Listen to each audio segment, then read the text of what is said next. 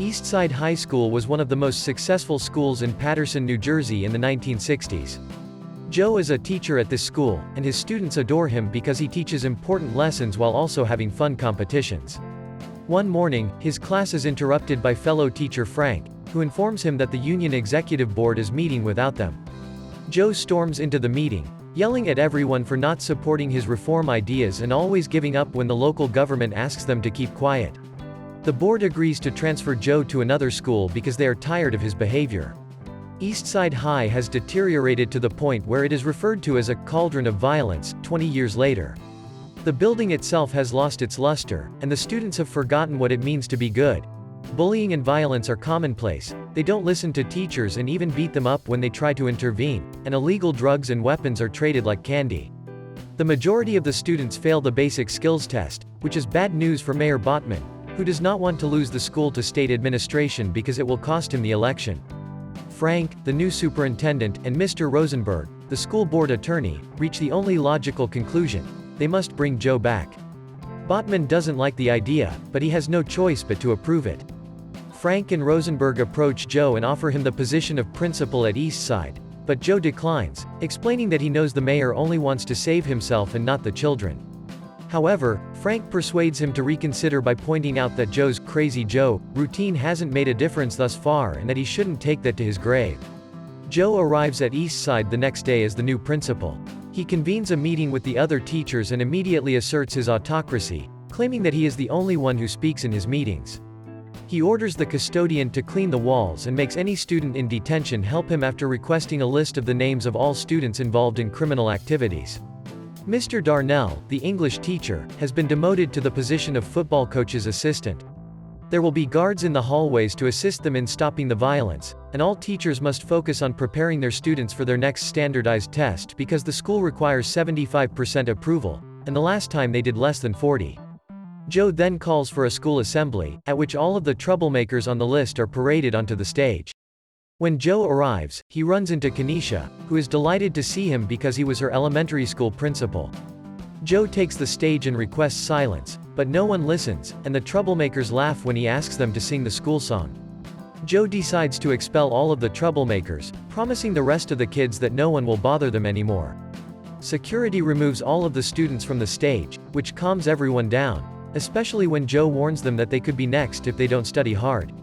Joe has a meeting with all of the parents in the afternoon. Liana, the mother of one of the expelled children, is outraged, and many parents agree with her. Joe, on the other hand, refuses to give in and delivers a speech about a few bad apples spoiling the entire basket. He explains that he expelled 300 students in order to save 2,700, and that he promised God that he would save this school. This speech wins him almost every parent's support, but Liana remains enraged. Joe arrives at school the next day to find a child waiting for him. Sams was expelled and now tries to convince Joe that he made a mistake because he didn't do anything, but Joe detects his deception and drags him to the roof with him.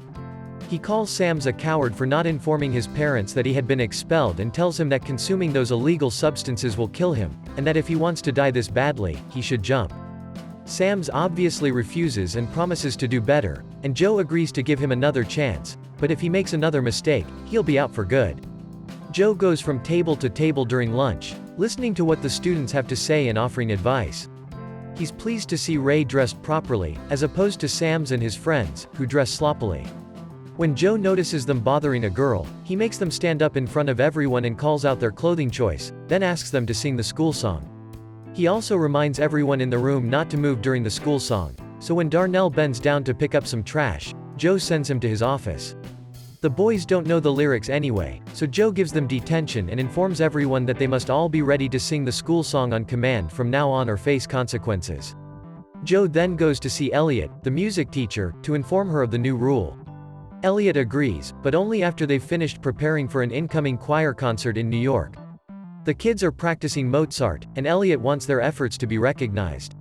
She confronts Joe, claiming that he does not like other adults standing up to him, and Joe responds by firing her and canceling the concert so that the students can focus on the upcoming test. Mrs. Powers, the pianist, will now be in charge of the music class. Following that, Joe is called out again during his meeting with Darnell. Darnell believes he is being treated as trash and wants the principal to remember that these are his students as well. Darnell is suspended as a result of this. Vice Principal Joan tries to persuade Joe that Darnell is more than just a coach and that no one understands what Joe is doing, but Joe says that's exactly how he likes it. The day of the practice test arrives, and all of the students do their best to complete it while the teachers keep a close eye on them. Joe doesn't want to wait long for the results, so he sends Joan directly to the school board to request the letter. An attack in the cafeteria interrupts a student's special presentation for the local press one morning. One of the expelled boys has returned and is beating up Ray with a knife. Joe quickly apprehends him and wonders how he got in. Security informs him that he must have been let in from the inside. Joe decides to lock and chain all school doors at that point. Joe discovers Kenesha upset some time later. She's a bright young lady, but her grades have suffered since she lost her apartment because her mother no longer wants her. Joe, determined to assist, takes Joan to Kenesha's mother's house. The mother explains that she had Kenesha as a teenager and had to abandon her normal life to work. She's currently trying to get clean, but it's putting her in a bad mood. That's why she decided it would be better to send Kenesha to child services, but she never stopped wanting or loving her. Joe promises to help her find a better job and a nicer place to live if she returns Kenesha and helps her focus on her studies. The news of the chained doors makes its way to the newspapers, and Liana seizes the opportunity to file a complaint with the school board. Frank chastises Joe for his insane behavior, mentioning that Liana is organizing a group to remove him and that the fire chief is on her side. He believes Joe is alienating everyone, as he did his wife, and will now write an apology letter to Elliot and Darnell, because if Joe wants to be respected as an authority figure, he must first respect authority. Darnell has been reinstated, but the problems are far from over.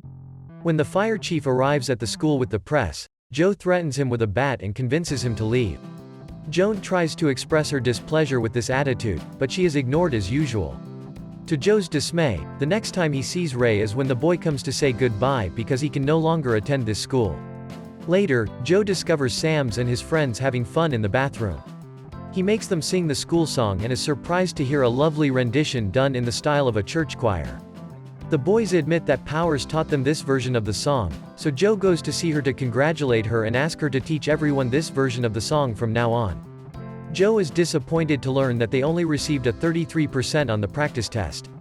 He summons all of the teachers to the gym and informs them that their inefficiency is to blame for the poor results, and that they must work harder.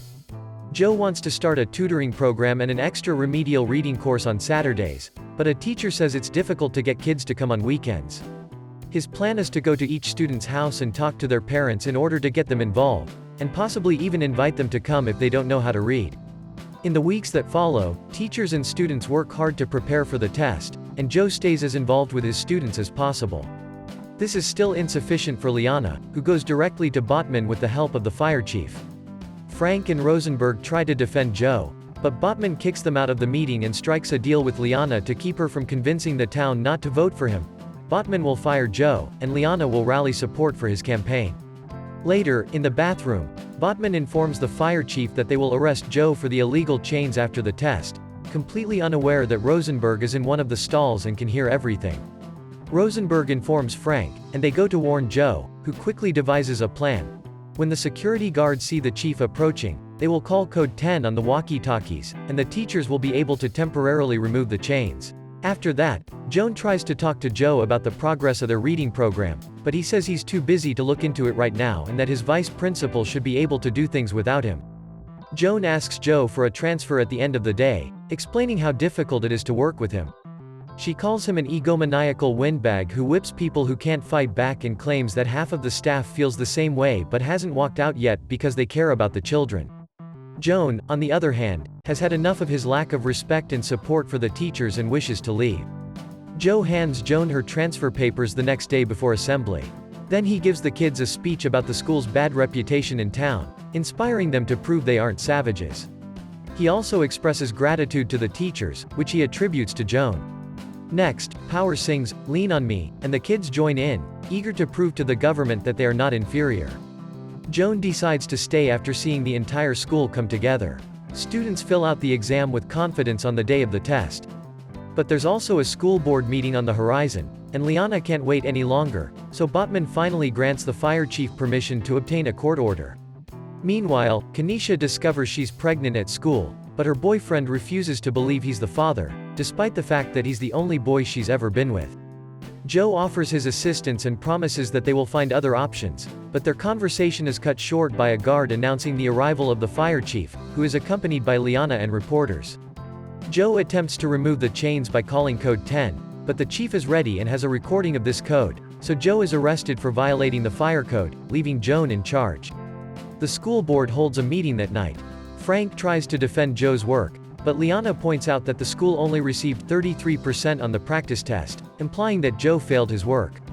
The meeting is abruptly interrupted when every single student demands that Joe be released. Botman realizes that firing a man with such support will look bad, so he talks to Joe and asks him to tell the students to leave. When Joe refuses, Botman pulls out the big guns and informs him that the cops are preparing outside. Things could turn violent if the students riot. Joe agrees to speak with them only for their safety, not because he believes they are doing anything wrong. When Joe walks in, Liana starts talking to the kids, but all she gets is insults and reminders of all the things Joe has done for the school. He's moved when they call him a father, but he's still concerned about the cops, so Joe takes over and reminds them to obey the law. Joan interrupts his speech, bringing the results of the tests with good news. The school has passed. As everyone rejoices, Joe tells Botman that he and the state are free to go. Joe keeps his job, and the students finish the night by singing the school song. When the time comes for seniors to graduate, Joe hands out diplomas with words of encouragement tailored to each student. If you liked this video, you will also like the video appearing on screen. Click on it to watch. We upload new movie daily, make sure to subscribe, so you don't miss any video. If you liked the movie, consider sharing it with your friends. Show that you care about them. Thank you for watching.